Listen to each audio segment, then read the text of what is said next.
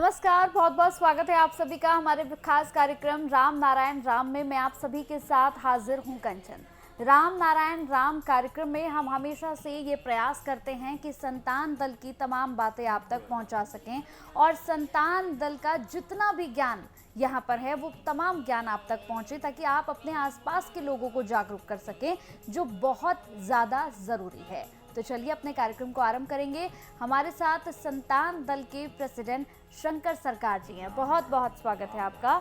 हमारे साथ खास मेहमान संगीता मुखर्जी जी हैं, आपका भी बहुत बहुत स्वागत है मैम। राम नारायण राम। राम नारायण राम। तो अपने कार्यक्रम को आरंभ करेंगे और आज भी एक महत्वपूर्ण विषय पर बात करेंगे। जो लोग लगातार हमसे जुड़े हुए हैं, जो लगातार हर एपिसोड देखते हैं, उनके लिए ये एपिसोड बहुत ही ज़्यादा ज़रूरी है।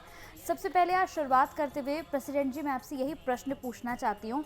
हम हमेशा से हर एपिसोड में जब बात करते हैं तो हम काफ़ी चीज़ें सीखते हैं आपसे। जैसे कि आपने हमेशा से कहा है कि मैन मेड जितनी भी चीज़ें हैं वो हटनी चाहिए, लेकिन बहुत से लोग देश में ऐसे हैं जो मैन मेड चीज़ों पर डिपेंडेंट हैं, उन्हीं पर निर्भर करते हैं। चाहे मैन मेड एजुकेशन हो, चाहे मैन मेड हॉस्पिटल्स हो, चाहे मैन मेड आपकी कोई भी चीज़ हो, वो उस पर डिपेंडेंट हो गए हैं। और उस मालिकाना जो हक है, जो व्यक्तिगत मालिकाना जो है, उसके प्रेशर में रहने के लिए अब उनकी आदत हो गई है। तो इन सब चीज़ों से बाहर कैसे निकले, और जो ये मैन मेड चीज़ें हैं जिस पर हम डिपेंड हो गए हैं, उन सब चीज़ों को हम कैसे छोड़ें? मैन मेड जो चीज़ें हैं, सबसे पहले है कि हमारा जो हक है 800 करोड़ लोगों का हक, वो किसने ले लिया? क्योंकि जब ये 800 करोड़ लोगों का जो हक है, सिर्फ 1,500 लोगों के हाथ में ये सत्ता आ गई है। वही इन 800 करोड़ लोगों को चला रहे हैं। सबसे पहले ये सत्ता उन्हें दी किसने? उनका पैसा कहाँ से आया? एग्जैक्टली कौन जरिया से आया? कौन रूट क्या है? मैनमेड है, मैनमेड एजुकेशन, मैनमेड संविधान है, यही तो जो मैनमेड पॉलिटिकल पार्टी, यही तो उनको बड़ा लोग रिच पीपल बनाया। जी, खोल के बता पढ़े लिखे हो। तो ये जो मैन मेड संविधान है और मैन मेड एजुकेशन है और मैन मेड कहीं ना कहीं जो धर्म है, पॉलिटिकल पार्टीज है, इन ये सब जरिया है व्यक्ति मालिकाना वो एस्टैब्लिश करने के लिए। ये जो 1,500 लोगों को व्यक्ति मालिकाना मिला हुआ है, ये सब चीज़ों ने इसको सपोर्ट किया है। और इन सब चीज़ों के सपोर्ट के चलते ही क्या है, जब 1,500 लोग पूरे 800 करोड़ लोग को चलाएंगे तो हम डिपेंडेंट तो होंगे ही, क्योंकि हमें अपने परिवार के लिए शुरुआत में तो हम परिवार से शुरू करेंगे। अपने परिवार को चलाने के लिए रोटी कपड़ा मकान खाना पीना एजुकेशन चाहिए, तो हम डिपेंडेंट होंगे इन 1,500 लोगों के ऊपर ही। तो ये अगर ये जो इनका व्यक्ति मालिकाना हटाने के लिए हमें क्या करना होगा, जो इनका ज़रिया है उसको हटाना होगा। ज़रिया फिर वही है मैन मेड धर्म, man made education system, man made political party. तो अगर ये सारी चीज़ें हट जाती हैं, प्रेसिडेंट का कहने का मतलब ये नहीं कि पढ़ाई लिखाई छोड़ दीजिए या देश में कोई राज ना हो। डेफिनेटली 800 करोड़ लोगों को सही रास्ते पे या एक मैनेज करने के लिए कोई तो रूल होना चाहिए, लेकिन वो रूल होना चाहिए इक्वालिटी का। आपके लिए अलग रूल, मेरे लिए अलग रूल। क्यों किसी इंसान को XXX या ZX सिक्योरिटी चाहिए? क्यों चाहिए उसे? उसने ऐसा क्या कर दिया कि लोग उसको गोली मार देंगे? हम निकलते हैं, आप निकलते हैं, हमें तो कोई सिक्योरिटी की ज़रूरत नहीं है। तो क्यों ZX सिक्योरिटी की ज़रूरत कुछ लोगों को पड़ती है? कोई जैसे कलाकार है, उनको भी लाइफ थ्रेट आता है। क्यों आता है? क्या ऐसा उन्होंने कर दिया कि उनको लाइफ थ्रेट आएगा? हर कोई इंसान अपनी शांति से अपनी ज़िंदगी क्यों नहीं जी पाता? तो ये क्योंकि ये सब है इसी पॉलिटिकल पार्टीज़ का और ये मैन मेड एजुकेशन का। क्योंकि हर चीज़ का आधार, अगर प्रेसिडेंट जैसे कहते हैं कि आधार अगर नेचर बन जाए, गिविंग नेचर हो जाए।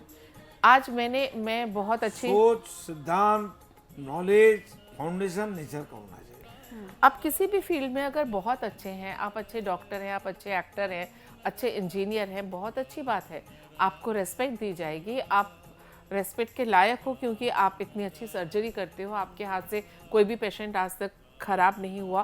तो इसका मतलब ये नहीं है कि आप व्यक्ति मालिकाना के हकदार बन जाते हो, उसका अप्रिसिएशन आपको मिलेगा। विवेकवान होना चाहिए। तो ये जो कुछ लोगों ने सोसाइटी में ये चीज़ें बना रखी हैं, तो आप कह रहे हो डिपेंडेंट। अगर कोई एक बड़ा डॉक्टर अपना बड़ा सा नर्सिंग होम बना लेता है क्योंकि उसके पास बहुत सारा पैसा है, तो डेफिनेटली जो जूनियर डॉक्टर्स हैं या स्टाफ उस पर डिपेंडेंट तो रहेंगे ही। लेकिन अगर ये व्यक्ति मालिकाना हट जाए कि ठीक है, उनको उनके लेबर के हिसाब से फीस दी जाएगी, लेकिन ये सब मेरा है, अपना बना के अपने अंदर लपेट के ऐसे बैठे रहे समेट के, तब तो मुश्किल है ही। तब तो बाकी जो लोग हैं जो डिप्राइव्ड हैं, वो किस वजह से डिप्राइव्ड होंगे? वो अपनी फील्ड में तो सभी बेहतर कर रहे हैं। अपनी अपनी फील्ड में अगर आप अच्छी सर्जरी कर रहे हो, तो कोई अच्छा कपड़ा सी रहा है, जिसका कोई अच्छा टेलर है, बराबर कीमत है सबका, बराबर कीमत है, कोई किसी से कम नहीं है, तो ये अलग क्यों होगा कि एक डॉक्टर एसी चैम्बर में बैठेगा और मोची बाहर खुली सड़क में पेड़ के नीचे बैठ के जूता सिलाई करेगा? तो ये जो डिफरेंस ऑफ, ये जो क्लासिफिकेशन हमने खुद ही बनाई है, ये सब मैन मेड है। कोई किसी से किसी भी अंश में कम नहीं है, अपने फील्ड में हर कोई माहिर है।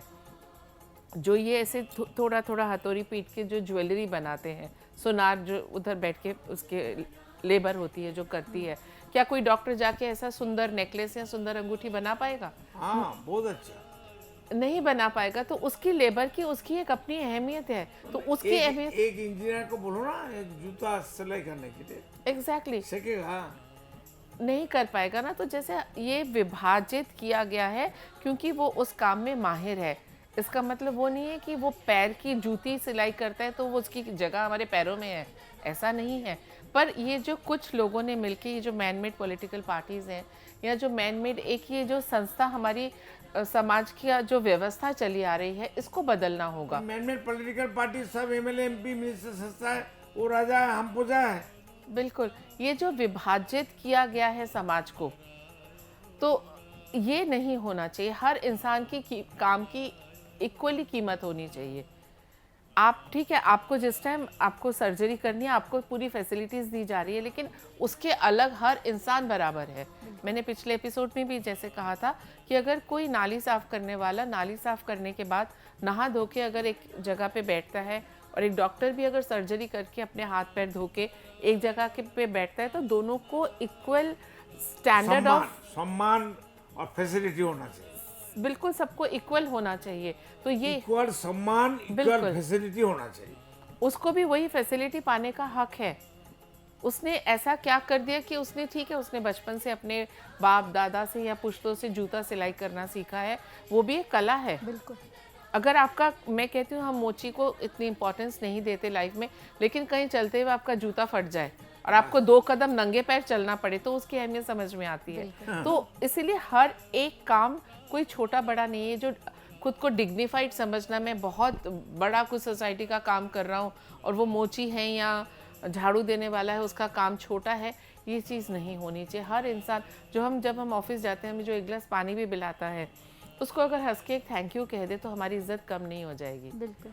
तो हर किसी की इज्जत है, हर किसी की इज्जत है जो आपकी गाड़ी चला रहा है, या हर कोई, हम किसी एक वजह से अच्छी पढ़ाई लिखाई करके, या हमने किसी ऐसे परिवार में जन्म लिया है कि हाँ, हमें वो सुख सुविधाएं मिली हैं, हम अच्छा कर पाए हैं। इसका मतलब ये नहीं है कि जो सरकारी स्कूल में पढ़ रहे हैं बच्चे और पैर में चप्पल भी नहीं होती, उनके नंगे पांव शायद स्कूल जाते हैं, वो भी ब्रिलियंट बन जाते हैं, वो भी कई बार IAS ऑफिसर बन जाते हैं। बिल्कुल।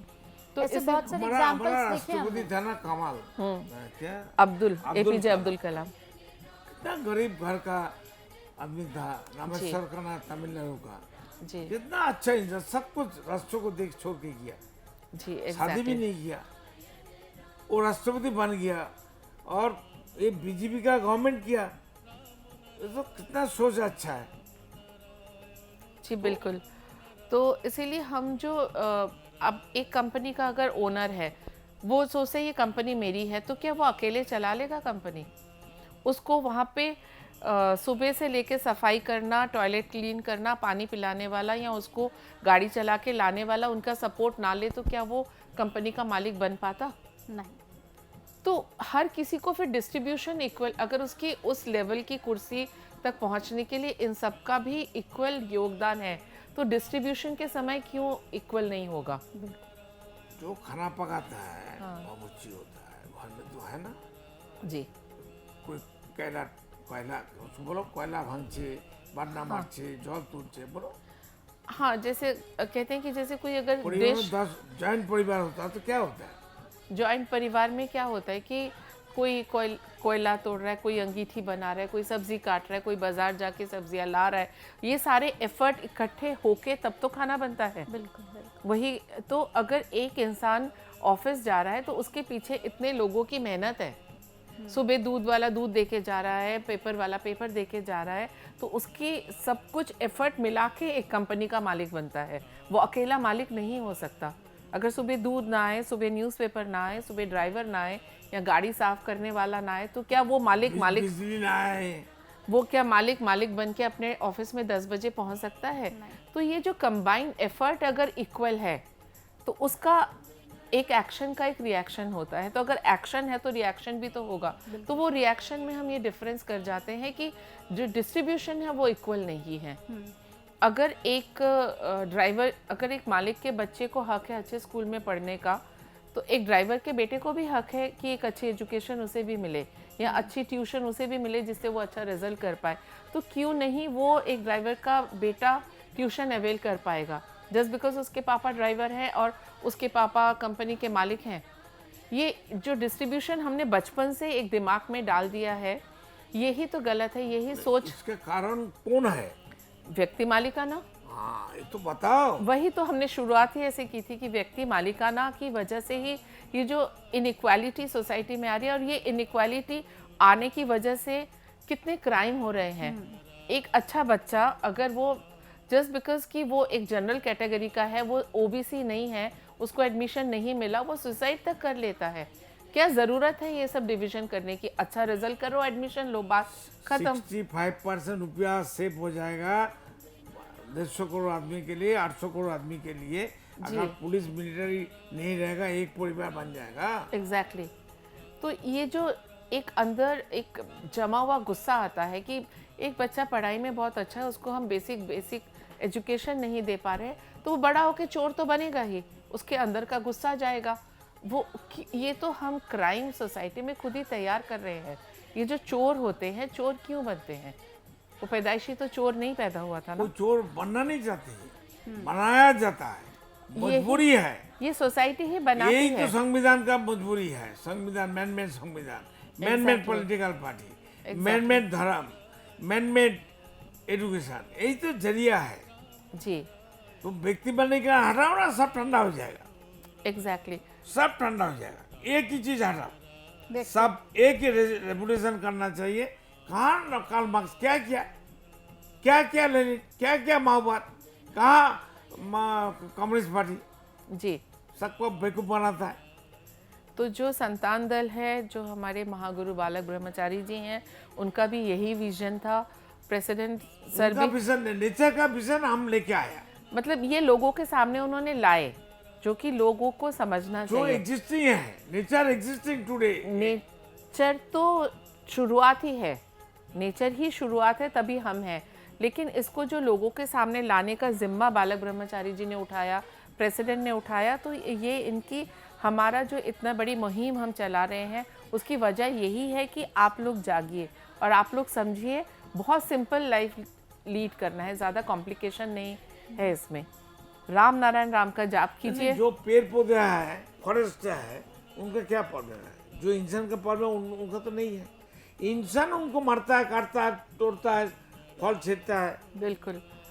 तो जो इंसान है उसको अब जागना होगा, क्योंकि हर बार प्रेसिडेंट कहते हैं गलतियां इंसान ही कर रहा है, पेड़ पौधे कभी गलती नहीं करते। कोई जीव जंतु नहीं करता है। कोई जीव जंतु पक्षी कोई पानी नहीं करता, धरती नहीं करता, आसमान नहीं करता, सूरज नहीं करता है, हवा नहीं करता है।